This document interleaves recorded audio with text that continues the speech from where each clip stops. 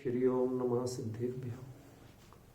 S सुरासुरमणि सिन्धवन्दिदं दोदघादिकं मलं प्रणमामि वड्ढमाणं तीर्थं धम्मस्य कातारं शेषे पुण्यतीर्थैरि ससौ सिद्धे विशुद्ध भावे समणेयणानदंसं चरित तव वीर्यायारि ते सौवे समगम पतेगमेव पतेगं वन्दामि अवट्टन्ते अर्हन्ते मानुषे खेते किच्चारिहन्ताणं सिद्धाणं तैणमो गणहराणं अज्जावैवगाणं साहूणं चैव सौवेसिं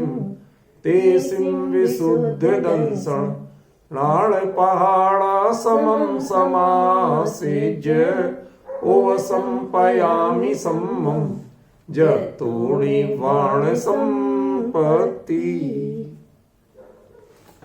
प्रवचन सार परमागम चरणानुयोग चूलिका महाधिकार गाथा 211-212 पृष्ठ संख्या 409।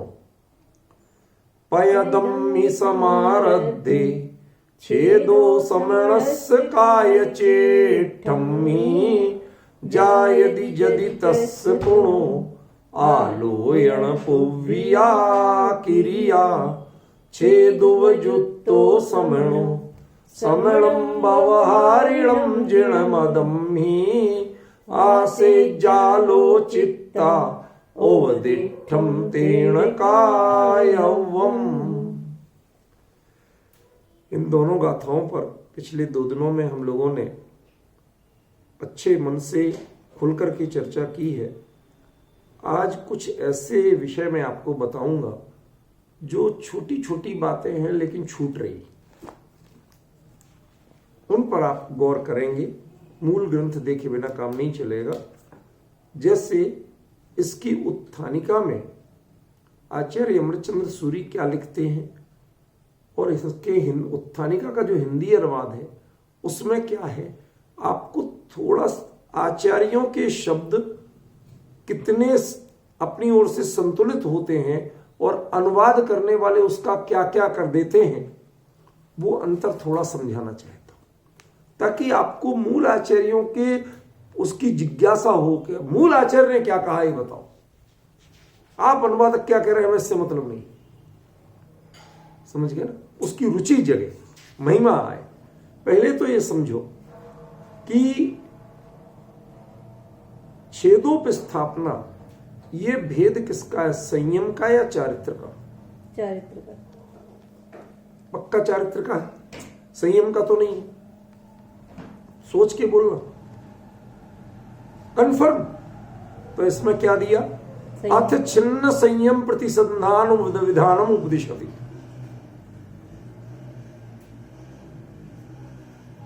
आपको बात समझ में आ रही है मैं क्या कहना चाहता हूं? यदि ये जब वर्णन ही छेदोपस्थापना चारित्र का हो रहा है तो उसकी उत्थानिका छिन्न संयम कैसे बन सकता है? संयम अलग चीज है, चारित्र अलग चीज है। चारित्र आत्मिक गुण है, संयम आत्मिक गुण नहीं है। ध्यान रखना, संयम व्यवहार का अंग है। निश्चय, संयम का निश्चय पक्ष कोई जिनवाणी में अध्यात्म ग्रंथों में तो सभी का निश्चय पक्ष कह देते हैं, लेकिन और सब एक ही होता है, लेकिन टेक्निकली उसका आप बना नहीं सकते। और चारित्र का व्यवहार पक्ष कहने मात्र का होता है, वो होता नहीं। यदि निश्चय माइनस कर दोगे तो उसका व्यवहार होता ही नहीं। लेकिन संयम में जितना घटता है, चाहे इंद्रिय संयम हो चाहे प्राणी संयम हो, ये व्यवहार में ही घटेगा। ये निश्चय में क्या घटाओगे? डिफरेंस समझ रहे हैं?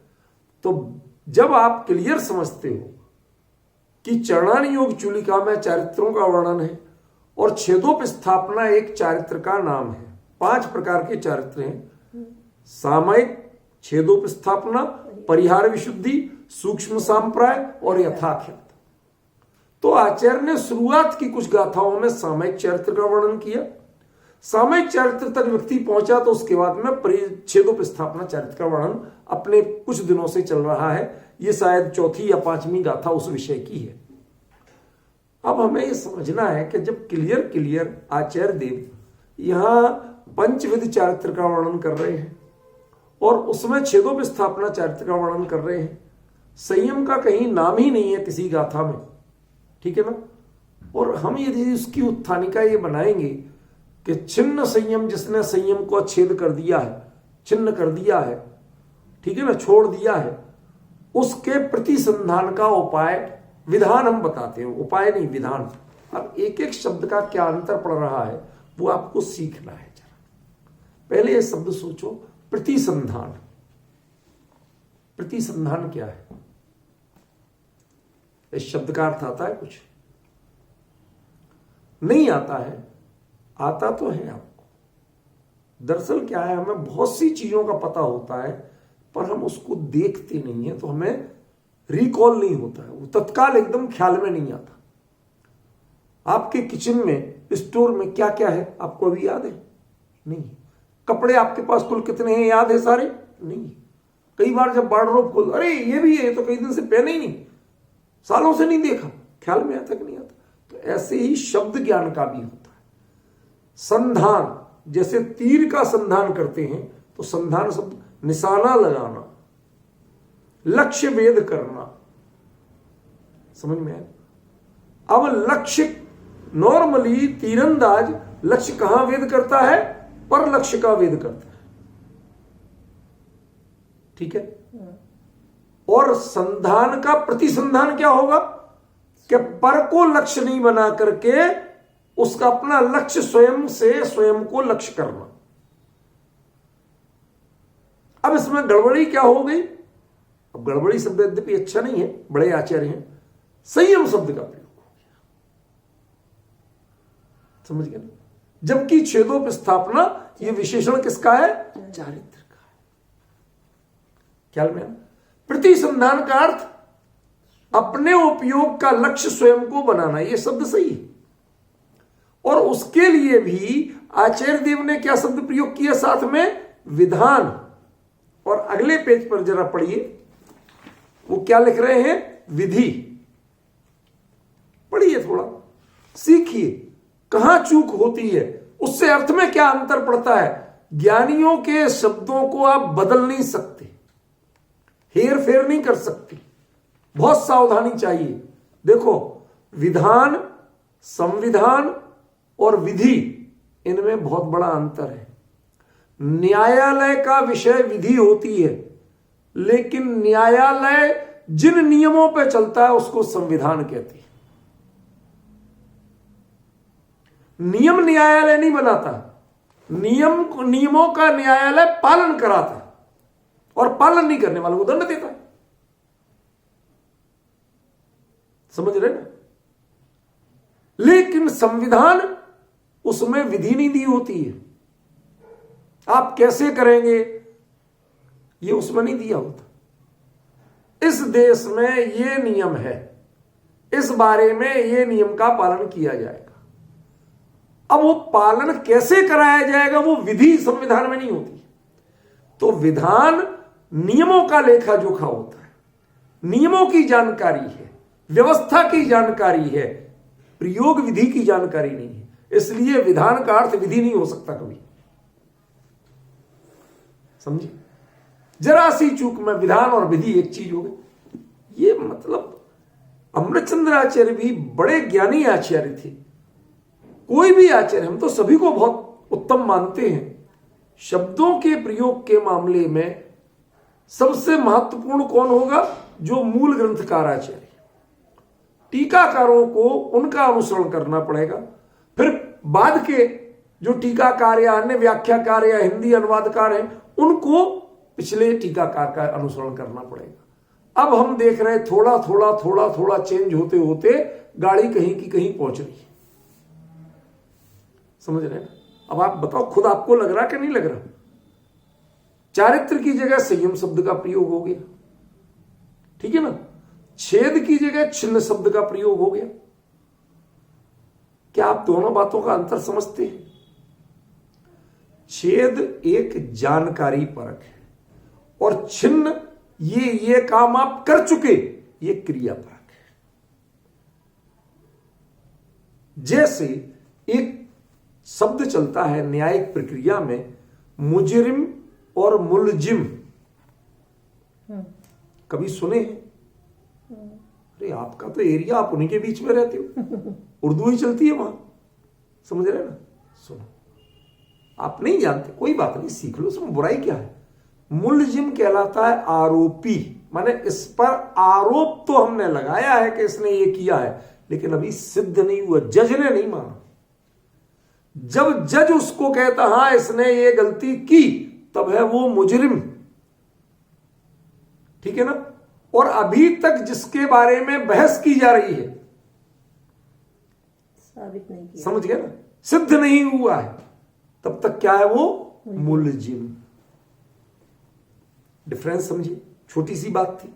मैं यही कहना चाहता हूं, छेद, अपराध, भूल और भूला हुआ व्यक्ति, अपराधी, छिन्न, ये क्या एक ही चीज है?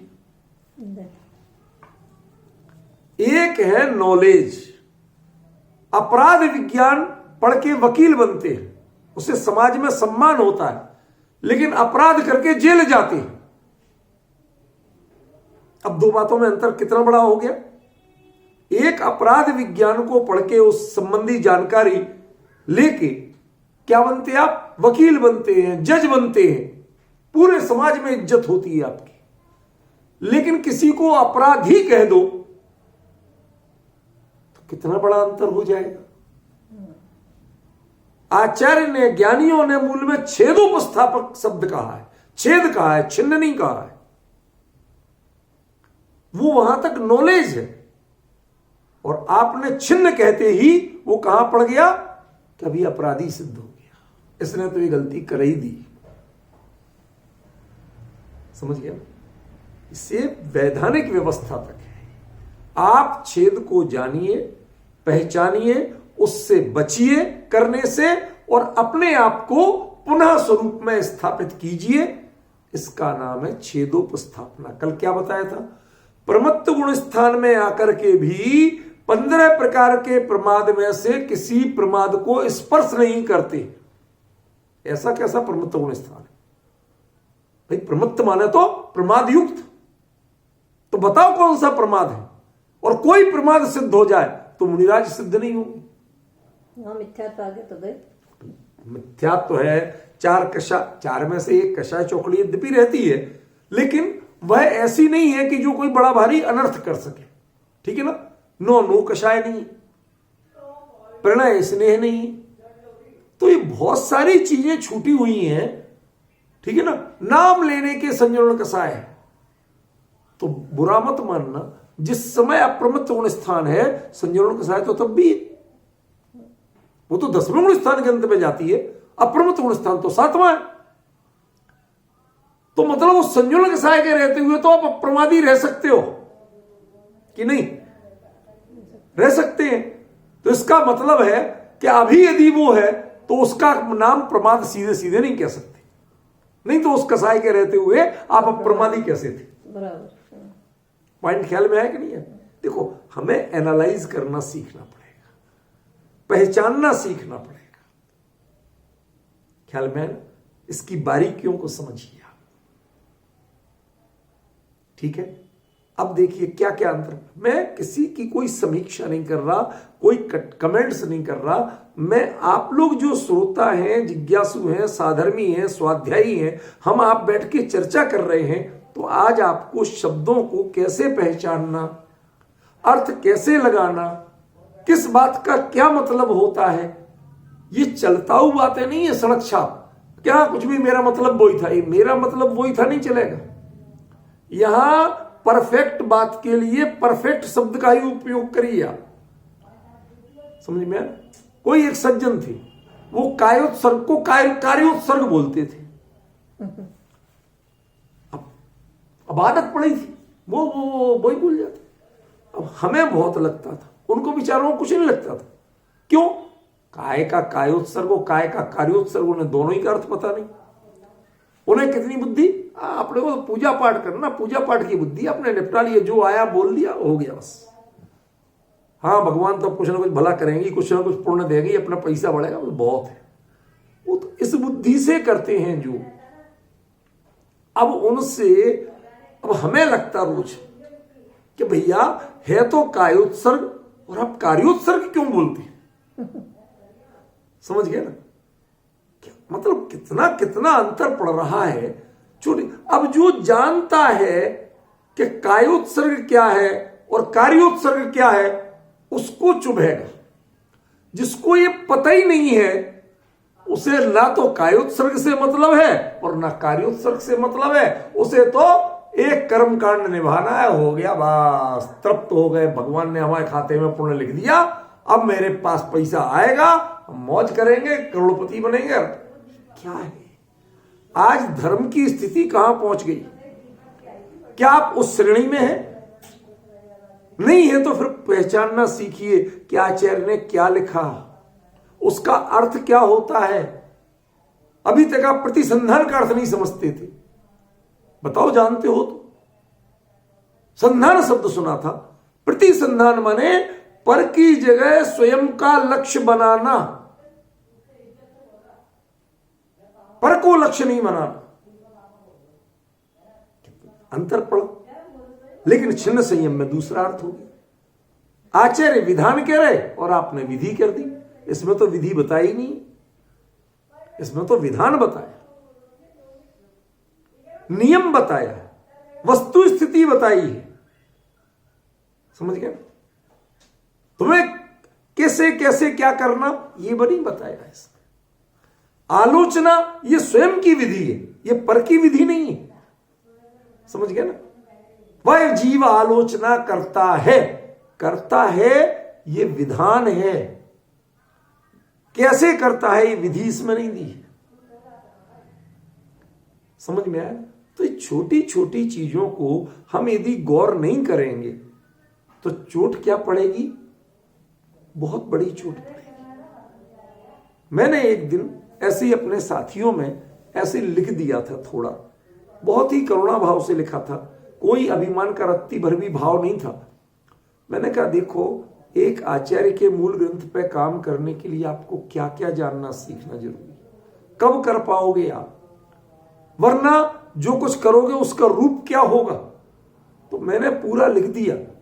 तो हमारे एक दो जिम्मेवार विद्वान वो लिखते, कहते भाई साहब आज ये सब पढ़ने के बाद समझ में आ रहा है कि हम लोग बन तो इतने गए, कोई राष्ट्रीय, कोई अंतर्राष्ट्रीय, कोई कैसे ही अलग अलग विशेषज्ञ, लेकिन हम में से कोई एक भी आज तक आचार्यों के मूल ग्रंथ पर काम करने वाला, लिखने या बोलने लायक नहीं बन पाया। क्यों? हमने वो फोकस करना सीखा ही नहीं। हम तो सारा नीचे हिंदी पढ़ रहे थे, बस हो गया। अब आचार्य विधान लिख रहे हैं और आप विधि लिख रहे हैं, तो पढ़ी तो विधि ही जाएगी ना। जीवन में विधान कौन पढ़ेगा और उसका अंतर कौन जानेगा?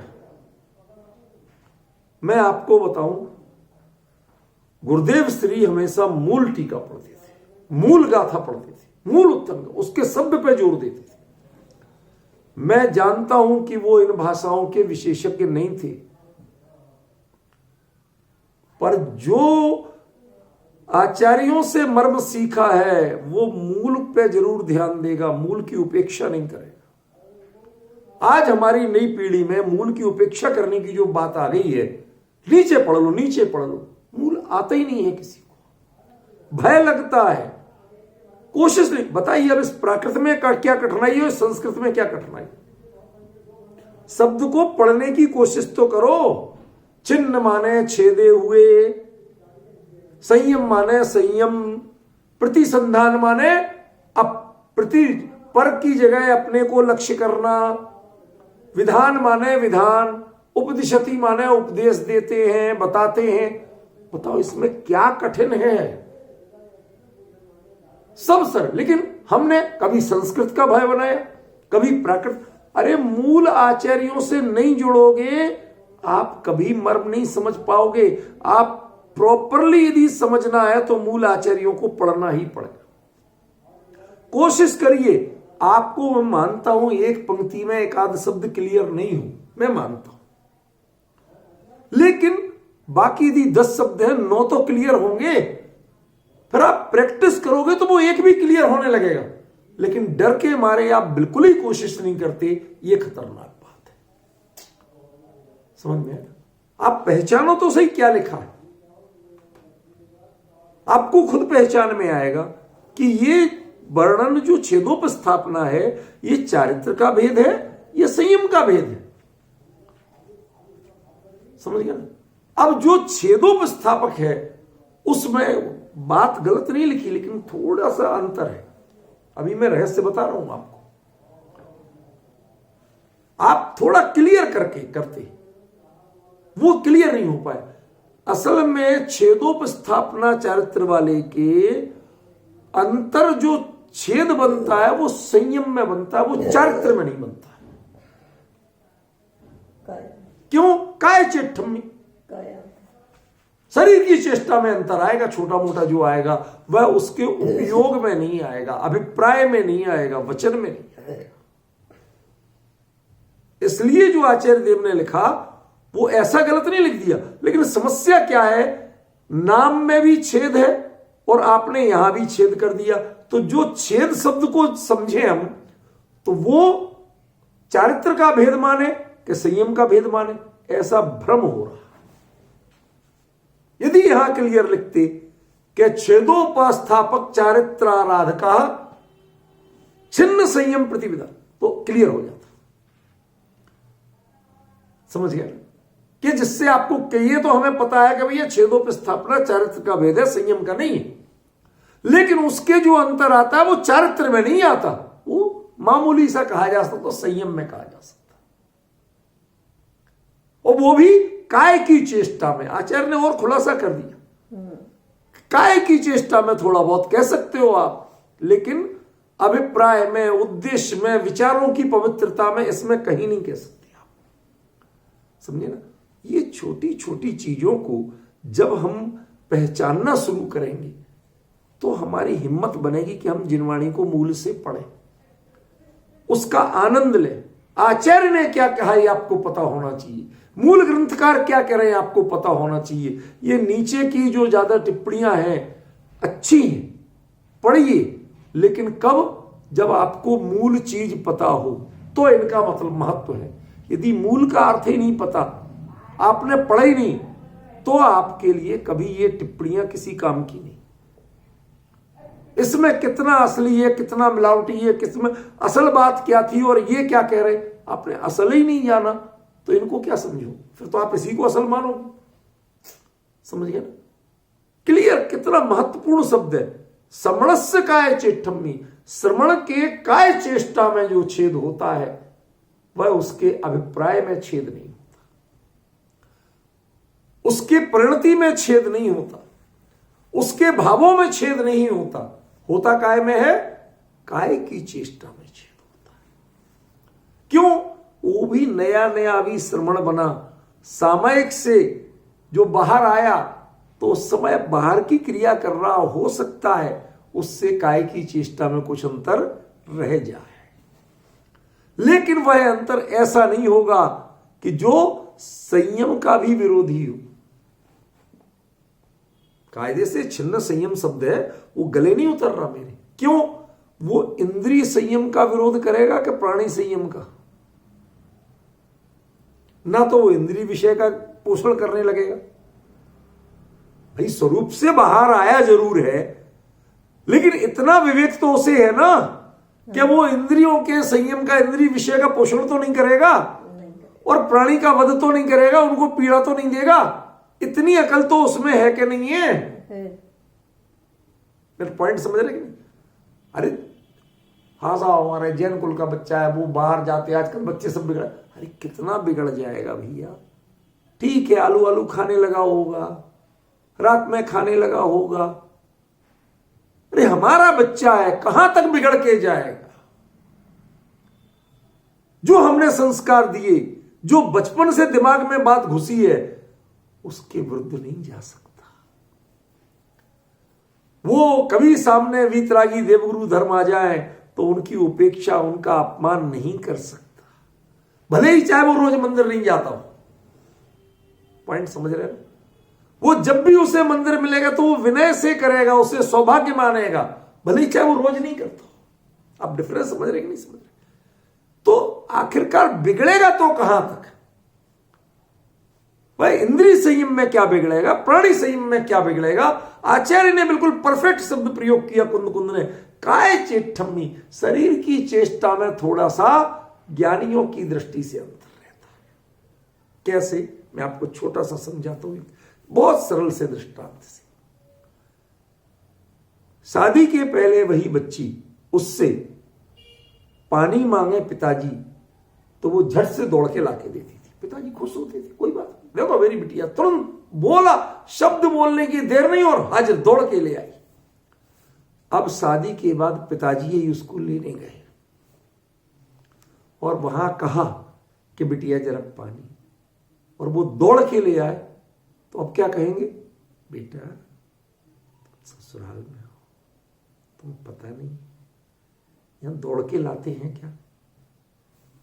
संप्रता से, शालीनता से, ये शोभा नहीं देता तुम्हें। पिताजी आपके यहां करते थे तो आपने कभी नहीं कहा, सो तो तारीफ करते थे। आप डिफरेंस समझ रहे?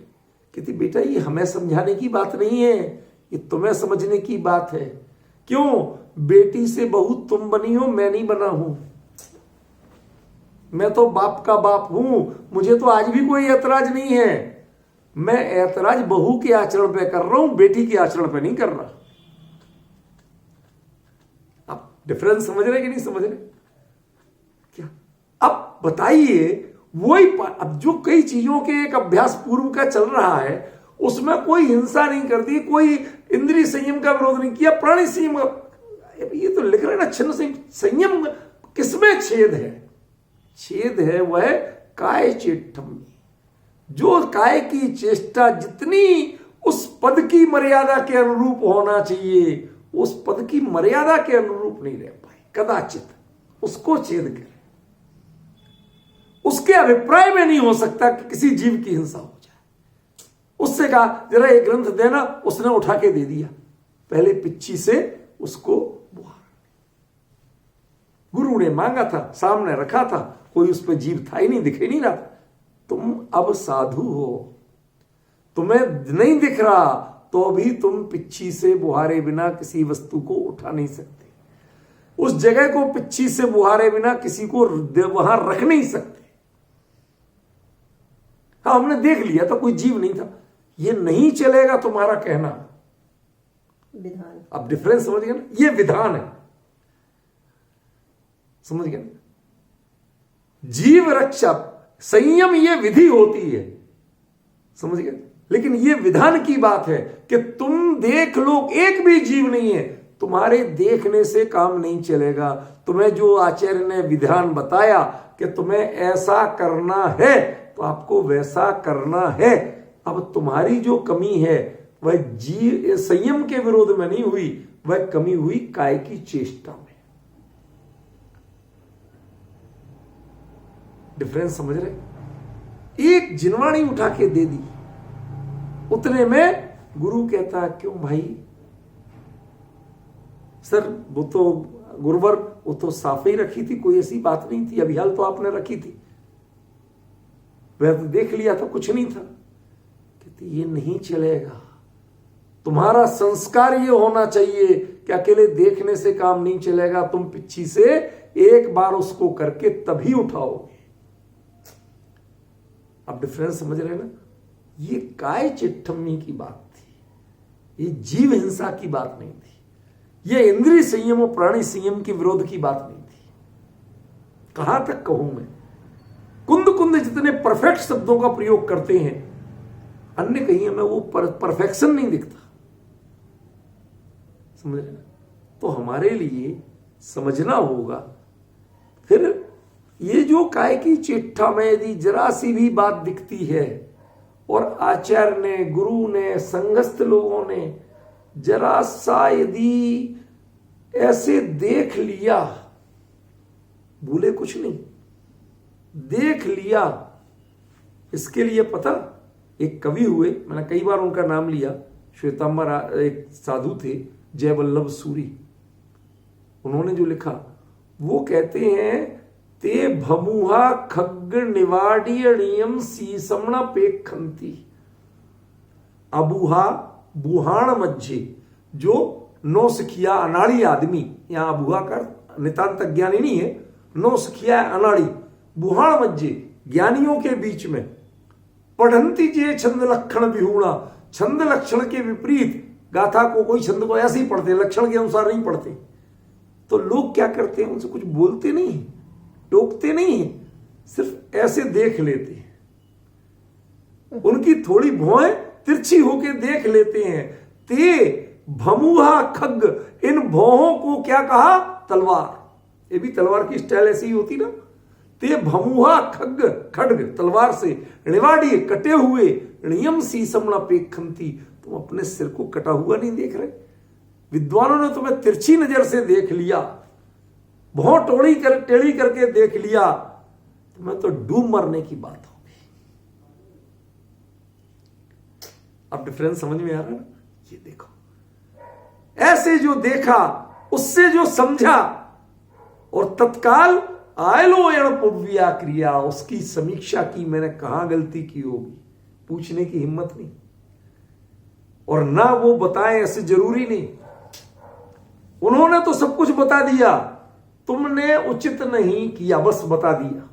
अब क्या गलत है ये हम नहीं बता रहे, ये समीक्षा स्वयं करें। हाँ, उसी का नाम तो आलोचना है।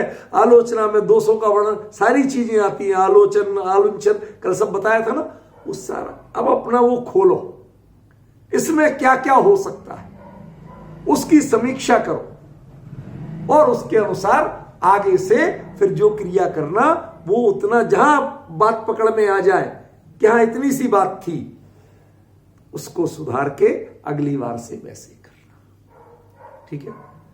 लेकिन ये ध्यान रखना कि जो लास्ट पंक्ति थी दूसरी गाथा की, उपदिष्टम तेण कायवम, यदि कोई चीज आपको अपने आप से समझ में नहीं भी आती है, कोई बात रह सकती है, हर चीज के आप विशेषज्ञ नहीं है, कोई बोल के नहीं बताए, तो उपदिष्टम, जो जिनोपदेश है, व्यक्ति कहता है ये इंपॉर्टेंट नहीं है।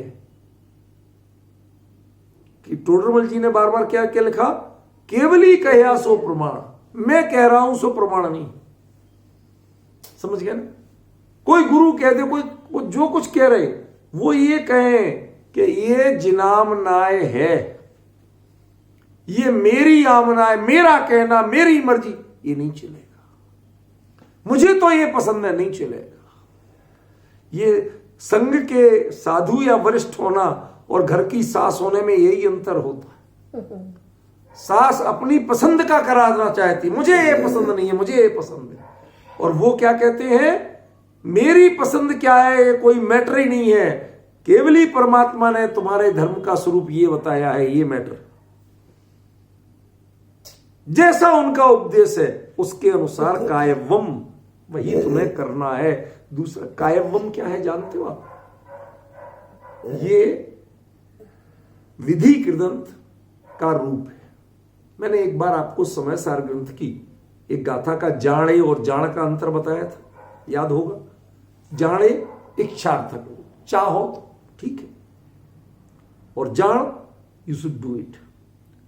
तो यहां विधि कृदंत, तुम्हें ऐसा करना चाहिए, तुम ऐसा करो, ये जिनवाणी का पार्ट नहीं है।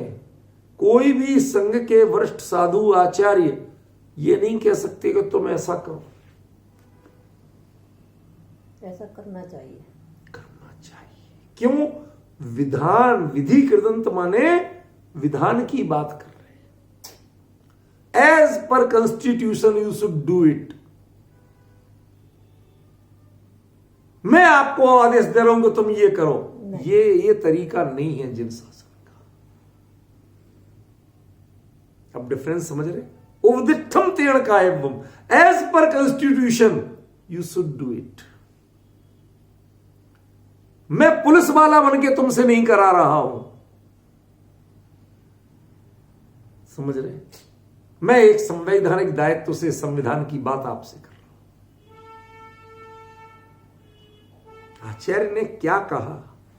आपको भाई ऐसा करना चाहिए, करो क्यों नहीं कह रहे कि करो में पराई वस्तु पर अधिकार पाप है, मैं तुम पर अपना अधिकार मानूंगा, पाप करूंगा।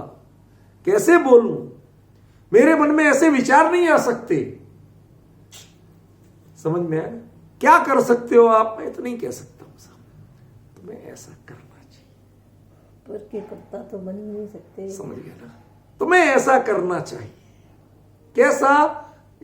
उपदिष्टम, जो आपका कॉन्स्टिट्यूशन कहता है, जो आपके केवली के अनुसार जो उपदेश है, जो कथन है, जो कुछ केवली के अनुसार कहा जा रहा है, उसके अनुसार करना चाहिए तुम्हें। ठीक है ना? तुम जाके करो, ये हम नहीं कह सकते, ये हमारा काम नहीं। क्यों?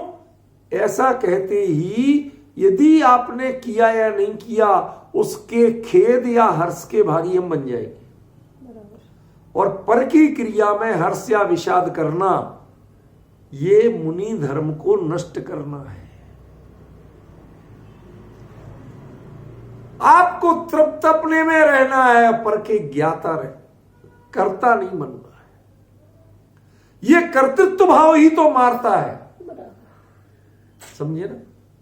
इसलिए वो यदि कभी कहेंगे भी करने की बात, तो करना कैसा कर, जैसा ज्ञानियों ने कहा वैसा करना चाहिए। जैसा जिनामनाय में उपदेश है वैसा करना चाहिए। जो मुनि धर्म का स्वरूप है वैसा करना चाहिए। ये कार्य करने की जो विधि जिनवाणी में कही है वैसा करना चाहिए। सब तुम ऐसा करो क्यों नहीं कहते? क्यों? भैया मैं तुम पर अधिकार करने वाला कौन बनता हूं?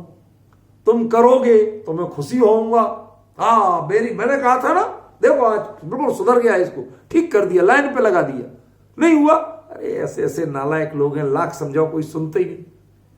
आप दोनों में अपने धर्म के विपरीत कार्य कर रहे हैं, उल्लंघन कर रहे हैं उसका मर्यादा का। क्यों? क्योंकि पर का कर्तृत्व सिर पे लादना और उसमें हर्ष और विषाद करना, ये आर्त और रौद्र ध्यान है। ये मुनि धर्म में दोनों ध्यान नहीं होते, और जिन धर्म में पर का कर्तृत्व नहीं होता है। क्या अंतर किया? पर का कर्तृत्व ये जैन धर्म की मर्यादा नहीं है, और आर्त और रौद्र ध्यान करना ये मुनि धर्म की मर्यादा नहीं। इसलिए करो ये नहीं कह सकते। हम आपसे इतना जुड़ेंगे ही नहीं कि आपको ऑर्डर दे सके, निर्देश दे सके। जुड़ेंगे ही नहीं। जुड़ेंगे कितने? जिनवाणी ऐसा कहती है, भाई मैं आपको जानकारी दे रहा हूं, आगे आपकी मर्जी। समझ में आया? कितना गजब का स्वरूप है आचार्य की। एक एक शब्द में कितनी गहराई है। आलोचितता, अपना आलोचन। तुम्हें यदि समझ में नहीं आता है, कहीं लिखा नहीं मिल रहा, आज तो आपके सब चीजें मिलने लगी, पोथी पत्र साथ में, पहले तो कहीं होते ही नहीं थे। कहां से निकाल के लाओगे? कहां से रेफरेंस दोगे? सोचिए जरा। सही है, मंदिरों में ग्रंथ भंडार सब जगह होते थे, लेकिन साधु तो मंदिरों में भी नहीं रहते थे, वो तो वनवासी ही होते थे। वहां कहां से लाओगे आप? समझ रहे कि नहीं समझ रहे? क्या अंतर पड़ रहा है, उसको क्या हम पहचान पा रहे हैं? ख्याल में है ना? जरा बहुत गंभीरता से आलोचितता। फिर अपने आप में आप क्या क्या इसमें दोष हो सकते हैं एक एक को। जैसे आपको उत्तर माला से जो आंसर सीट होती ना, उससे आपके सम का आंसर नहीं मिले, तो आप स्टेप बाय स्टेप, यहां तक तो ठीक है, फिर इसके बाद सेकंड फेज, यहां तक ठीक है, कहां गलती हो सकती है, एक एक स्टेप से आप उसको एनालाइज करते हैं कि नहीं करते, समीक्षा करते हैं कि नहीं करते। बस जो अपनी स्वयं समीक्षा करना, स्वयं अपनी कमियां पहचानना, इसमें क्या क्या कमी हो सकती है, चूक कहां हो सकती है, उसको पहचानना, और पहचान करके उपदिष्टम, फिर जैसा जिनेंद्र परमात्मा का उपदेश है, जो उनका कथन है, जो ज्ञानी आचार्यों ने हमें बताया भगवान के अनुसार, केवली के अनुसार, तेण कायव्यम, उसी के अनुसार करना चाहिए, दूसरी विधि नहीं लेना। यहां एक बड़ी कमी रही है, आचार्य की नहीं, अर्थ करने वालों की। कायमवम जो है ये विधि कृदंत का रूप है, और विधि कृदंत के रूप में क्या होता है, उसके जो नियम है, कर्ता में तृतीया, कर्म में प्रथमा, क्रिया कर्म के अनुसार। कुछ समझी? नहीं समझी? अभी समझाता हूं आपको। इसका गहराई बताना है, इसलिए थोड़ा बताना तो पड़ेगा ना। अब बोर्ड नहीं है, नहीं तो मैं लिख लिख के बताता। अब फिर इसमें कहां बोर्ड घुमाऊंगा, फोन घुमाऊंगा, डिस्टर्ब हो जाए, इसलिए हम ऐसे ही बोल के बता रहे। जैसे तृतीया का चिन्ह होता है के द्वारा, ठीक है ना। तृतीया का क्या हिंदी में चिन्ह आएगा? के द्वारा। और प्रथमा का क्या चिन्ह आएगा? ने, ठीक है ना। तो या ने आएगा या कुछ नहीं आएगा, मतलब वो ऐसा साइलेंट। अब हिंदी का एक वाक्य बताता हूं। मैं पत्र को लिखता हूं, तो लिखता हूं जो क्रिया है, इसका वाच्य क्या है? मैं या पत्र को लिखता हूं नहीं, लिख हूं का संबंध मैं से है, हूं पत्र नहीं कह सकता भाई। हूं तो उत्तम पुरुष है ना, वो उत्तम पुरुष का कर्ता कौन होगा? हमेशा मैं होगा, समझ गया। मैं पत्र को लिखता हूं, कर्ता में प्रथमा, कर्म में द्वितीया, क्रिया कर्ता के अनुसार, ठीक है। अब इसी को थोड़ा सा चेंज करो। मेरे द्वारा पत्र लिखा जाता है, अब लिखा जाता है अन्य पुरुष हो गया, थर्ड पर्सन हो गया। अब वो पत्र क्या लिखा जाता है? पत्र लिखा जाता है। क्रिया में क्या या कौन ऐसा जोड़ो, जो उत्तर आए उससे वाच्य का निर्णय होता है। क्या का उत्तर आए तो कर्मवाच्य, और कौन का उत्तर आए तो कर्तृवाच्य। मैं पत्र लिखता हूं, कौन पत्र लिखता है? कि मैं लिखता हूं, करता हो गया। लेकिन मेरे द्वारा पत्र लिखा जाता है, तो क्या हो गया? क्या लिखा जाता है? क्या लिखा जाता है? पत्र लिखा जाता है। उसमें किसके द्वारा लिखा जाता है ये प्रश्न ही नहीं। उसमें तो को या किसने, ये दो ही प्रश्न हो सकते हैं, ठीक है। अब देखिए क्या चेंज आया। मेरे द्वारा तृतीया हो गई, ठीक है ना। मेरे द्वारा पत्र लिखा जाना चाहिए, ठीक है ना। तो मया पत्तम लिहितव्यम प्राकृत हो गई। अब इसके पैरेलल आप देखें तो उपदिष्टम तेण कायवम, तो तेण क्या है? तृतीया तो है, लेकिन ये इसका कर्ता नहीं है। तेण माने उसके द्वारा, जो उपदेश दिया गया उसके द्वारा किया जाना चाहिए, ये नहीं है यहां अर्थ। ये निकलता है लेकिन ये है नहीं। क्यों? तृतीया हमेशा किस अर्थ में आती है? करण, साधक तमम करणम। करण, कारण और करण, कारण अनेक हो सकते हैं, करण अनेक नहीं होते, करण एक होता है। पॉइंट समझे ना। तो जो करण है, असली कारण है एक तरह से, उसको करण कहते हैं, ठीक है ना। तो तृतीया जिसमें आई है, तो तेण इसी कारण से जो उपदेश है तेण का उसी प्रकार से करना चाहिए, उसमें कोई हेर फेर नहीं करना चाहिए। आपको लिबर्टी लेने की कोई छूट नहीं। यहां अर्थ यह है, और लोगों ने अर्थ किया है उसके द्वारा किया जाना चाहिए। अब आप पॉइंट समझिए, इतनी व्याकरण क्यों पढ़ा रहा था? होता है ऐसा अर्थ, हो सकता है, लेकिन यहां आचार्य का उद्देश्य नहीं है। उपदिष्टम तेण कायवम, जो उपदेश है उसी के अनुसार काम होना चाहिए, उसमें कोई दूसरी बहानेबाजी नहीं चलेगी। ये है। अब अर्थ क्या किया? जैसा तुम्हें उपदेश दिया तेण कायवम, अरे जब उसे उपदेश ही नहीं दिया, तृतीया दे रहे हो उसमें, तो उसको उपदेश कहां हो जाएगा? समझे? उपदिष्टम एक सामान्य क्रिया दे दी। जो उपदेश दिया है ज्ञानी आचार्यों ने, जो बताया है, आपको बताऊं,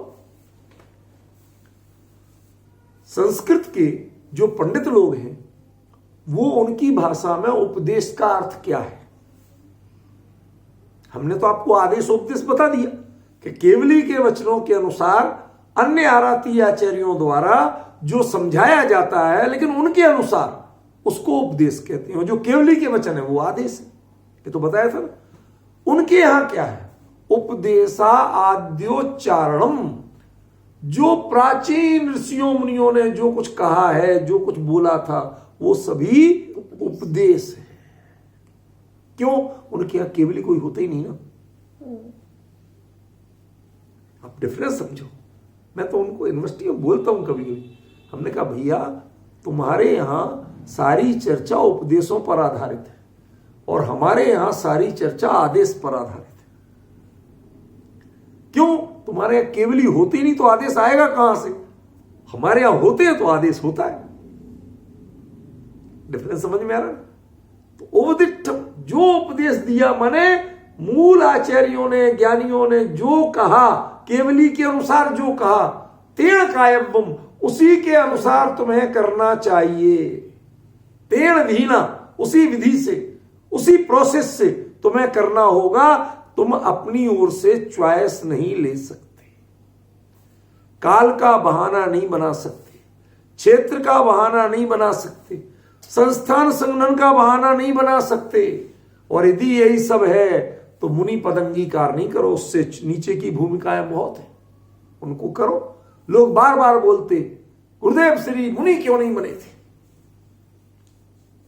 समझ में आएगा भाई, उन्हें जो मुनि धर्म है उसके विपरीत कुछ करना ही नहीं था। उपदिष्टम तेण कायम था, जो उपदेश है उसके अनुसार करना।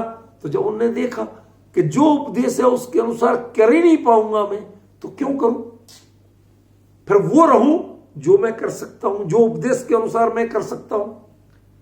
गृहस्थ धर्म कर सकता हूं, अविरति का धर्म कर सकता हूं। महाव्रति का धर्म जब मेरे से हो ही नहीं रहा, मेरे परिणामों की स्थिति ही ये नहीं है, तो मैं कैसे करूं? अब आप इसे अपराध कहते हो, मेरी दृष्टि से अपराध तो वो है कि जो उपदिष्टम जैसा कहा है वैसा नहीं कर रहे हैं, ये अपराध है। कि जैसा कहा और उसमें अपने उसके हम जहां फिट होते थे हमने वैसा किया, ये अपराध। दो बातों का अंदर ख्याल में, एक भगवान ने गृहस्थ और मुनि दो भूमिकाओं के लिए अलग अलग उपदेश दिया, ठीक है ना। अब जो उन्होंने उपदेश दिया उसी के अनुसार करना। अब तुम तय करो कि तुम्हें गृहस्थ रहना कि मुनि बनना। करना उसके अनुसार है, तुम्हें अपनी मनमर्जी नहीं चलानी है, ठीक है ना। अब उन्होंने देखा कि भैया मैं तो ये अविरति की भूमिका ही निभा सकता हूं, तो उन्होंने उसमें रहे। अब आप भूमिका तो पकड़ते हो उसकी और फिर करते हो मनमर्जी, उपदेश के अनुसार करते नहीं हो। कहते यही तो अपराध है। छेदोपस्थापना वाला ये अपराध नहीं करता है। उसके लिए आदर्श वाक्य क्या है? उपदिष्टम तेण कायम, जैसा उपदेश दिया उसी के अनुसार करना, इसके अलावा विकल्प नहीं लेना। हमारे कई विद्वान बोलने लगे, मुमुक्षु विद्वानों का ये मतलब दृढ़ता कितनी समाप्त हो रही है, बहानेबाजियां कितनी आ गई हैं, वो मैं बताना चाहता हूं। साहब वो चश्मा तो पढ़ने का उपकरण है, अब जिनवाणी कैसे पढ़ेंगे, देख के कैसे चलेंगे? तो अब चश्मा की छूट तो दो साहब। जब जिनवाणी में पिच्छी कमंडलू के अलावा किसी की छूट है ही नहीं, तो हम कैसे दे सकते हैं? तो ये कतई नहीं दी जा सकती है। क्यों? बात अकेले चश्मे की नहीं है। यदि आप चश्मे के गुलाम हैं और बाय द वे चश्मा टूट गया, भाई आजकल की तरह प्लास्टिक के अनब्रेकेबल ग्लास तो पहले आते नहीं थे। चश्मा तो बहुत सालों से, सैकड़ों सालों से यूज हो रहा है, समझ में आया? अब जो होते थे वो तो कांच के होते थे, वो टूट गए, जानवर उठा ले गया, कुछ भी हो गया, अब आप विहार कैसे करोगे? नहीं कर सकते। आप पढ़ने का बहाना तो कर देते हो, लेकिन ईर्ष्या समिति का पालन कैसे करोगे? समझ गए ना? और ईर्ष्या समिति का पालन नहीं करोगे तो हिंसा होगी, और हिंसा होगी तो अहिंसा महाव्रत खंडित होगा। क्या छूट दे? नहीं। समझ गए ना? ये जो तर्क देने लगते हैं ऐसे लोग, ये जिन शासन के विरोधी हैं वास्तव में। ये ऐसे नकली पंडित बहुत घूम रहे हैं आज। ये मुनि धर्म, ये एडजस्टमेंट, अरे साहब कुछ तो छूट दो, ये इसका नाम नहीं है। क्लियर निर्देश है कुंदाचार्य देव का, उपदिष्टम तेण का एवं, जो भगवान ने उपदेश दिया, जो आचार्यों ने बताया, जो जिनामनाय कहता है, जिनवाणी कहती है, तेण का एवं, उसके अनुसार कहना। तुम पंडित, तुम्हें गद्दी इसलिए नहीं दी गई कि तुम अपनी मनमर्जी का बोलो। वक्ता को उपदेश के अनुसार ही बोलना चाहिए और साधु को उपदेश के अनुसार ही करना चाहिए। तब समझना कि हम इस गद्दी के लायक हैं और वो मुनि पद के लायक हैं। जिसने क्रिया उपदेश के अनुसार नहीं की, वो क्रिया का पात्र नहीं है, वह उसका क्रिया का अपराधी है। और जिसने व्याख्यान सब उपदेश के अनुसार नहीं दिया, वो इस गद्दी का अपराधी है, वो इस गद्दी पे बैठने लायक नहीं है। लोग कहते हैं इसीलिए तो साहब ने कुर्सी पे बैठना शुरू कर दिया, गद्दी छोड़ी थी। समझ गए ना?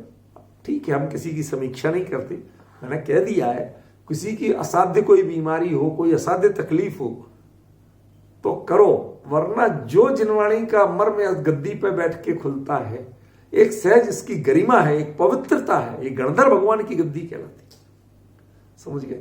समोसरण में उनके लिए कोई बड़े पाटे नहीं लग जाते, चटाइयां नहीं बिछ जाती हैं, लेकिन एक स्थान होता है, वहां बैठते हैं तो भगवान के गणधर कहलाते हैं।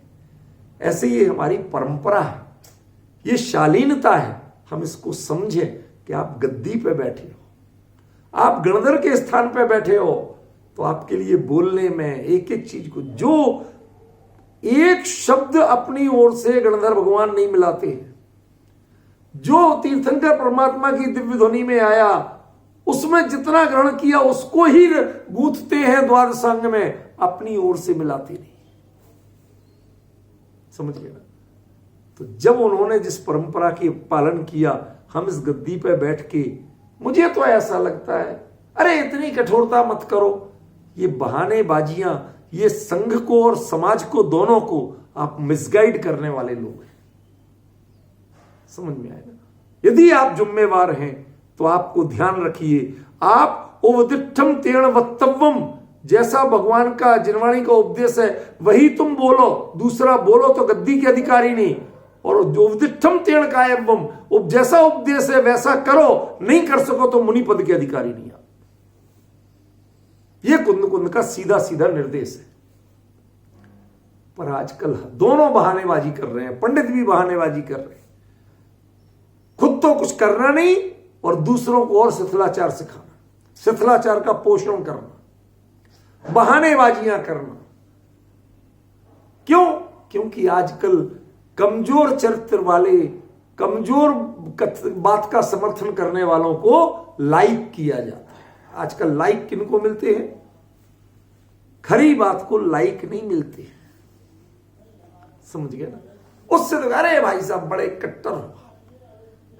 कट्टर और दृढ़, इन दोनों में बहुत बड़ा अंतर है। कट्टरता होती है कषाय पूर्वक और दृढ़ता होती है ज्ञान पूर्वक। आपको नॉलेज तो प्रॉपर है नहीं और पूर्वाग्रह कषाय से बोलते हो तो कट्टरता कहलाएगी। और आप पूरी जिनवाणी का पक्ष जान करके पूरी दृढ़, हाँ भाई यही है दूसरा नहीं है, ऐसा बोलते हो तो उसे दृढ़ता कहते हैं। वो ज्ञान से उत्पन्न होती है। आपको हम दृढ़ता से बात करते हैं तो आप कट्टरता कहते हो, और आप ढुलमुल बातें करते हो जिनवाणी के विरुद्ध और अपने आप को आप मॉडर्न कहते हो। समझ गए? ये जिन धर्म में मॉडर्न पना नहीं चलता, मुनि धर्म में मॉडर्न पना नहीं चलेगा। मुनि धर्म क्या है? जैसा भगवान ने कहा, जो परंपरा चल रही है, जो विधान है वही करना पड़ेगा। काल का, क्षेत्र का, संस्थान का, संगठन का, आयु का कोई बहाना आप नहीं कर सकते। कोई बहाना नहीं कर सकते। आपको दृढ़ता से कह रहा हूं, कोई बहाना नहीं कर सकते। आपको यदि कहीं कमी लगे तो आप आलोचितता पहले अपनी समीक्षा कर, इसको कैसे कर सकती है उसके अनुसार अपने आप को चेंज करो। आपको लौट के वहीं जाना है, दूसरी जगह से काम नहीं चलेगा। एक ट्रेन जा रही थी, जंक्शन आया, जंक्शन पे उसने गलत पटरी पकड़ ली। सूत भर का अंतर था भाई, बगल बगल में ऐसे खुलती ना, उसने गलत पटरी पकड़ ली। अब क्या करें?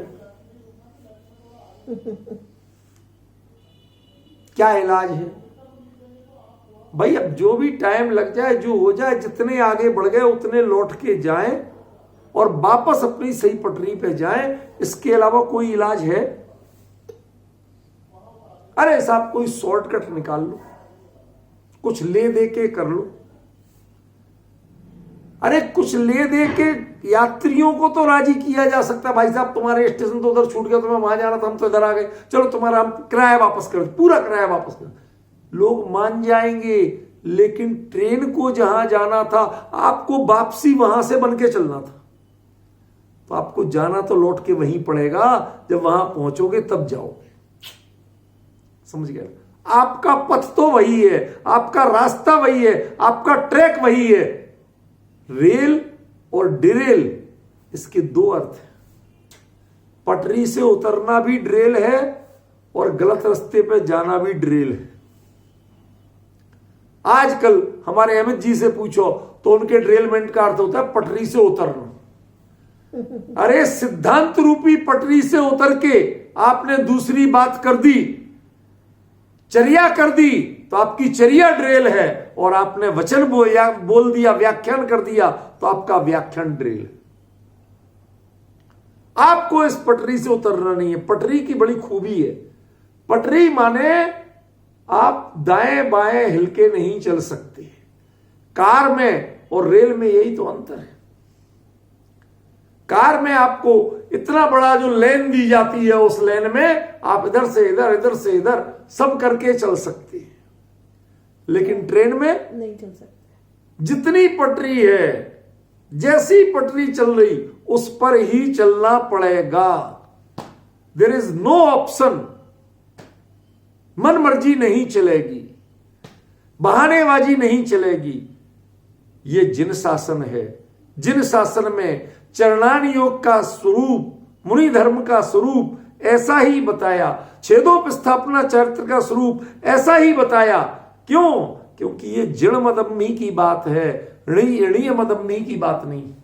जड़ मदम्मी माने जिनेंद्र भगवान के मत में क्या है, ये तुम्हारे मत की बात नहीं पूछ रहा हूं कि तुम्हारे अनुसार क्या है। आज जितने संघों में जाओ, हर मुनिचर्या के हर पक्ष को हर संघ अलग अलग पाल रहा है। आप आश्चर्य करेंगे, मुनिराज आहार लेते तो हैं, कभी देते नहीं। क्योंकि देगा कौन? परिग्रही देगा और अपरिग्रही लेगा। आहार में, ज्ञान में अपरिग्रही देगा और परिग्रही लेगा। इसीलिए क्या कहा? धनी साधु शास्त्र अभय देवैया। वो ज्ञान दान और अभय दान करते हैं, लेकिन दो शुरू के दो दान वो श्रावक करते हैं, मुनिराज लेते हैं।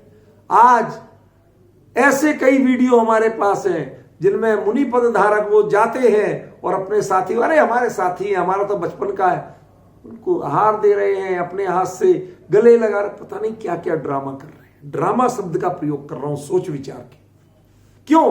क्योंकि मुनि धर्म में ऐसा कोई प्रावधान नहीं है। ये खेल नहीं है मुनि धर्म,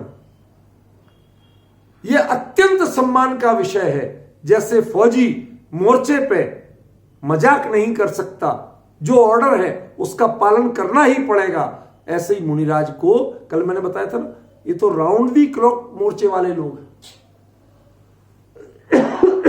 किसी समय पर मोर्चे पे नहीं है, राउंड दी क्लॉक। इनकी एक, यहां तक कि इनका जो शयन होता है वो शयन के लिए भी कितना निर्धारित है।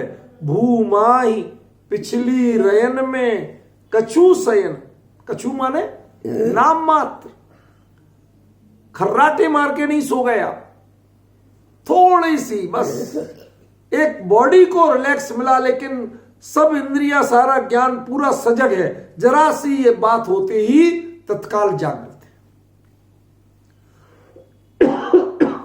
ये स्वरूप है। आज थोड़ा सा कुछ तकलीफ है, बोला नहीं जा रहा, यहीं तक रखते हैं। इसकी चर्चा उपसंहार करके परसों आगे चलाएंगे। कल जो अपना शिविर है ना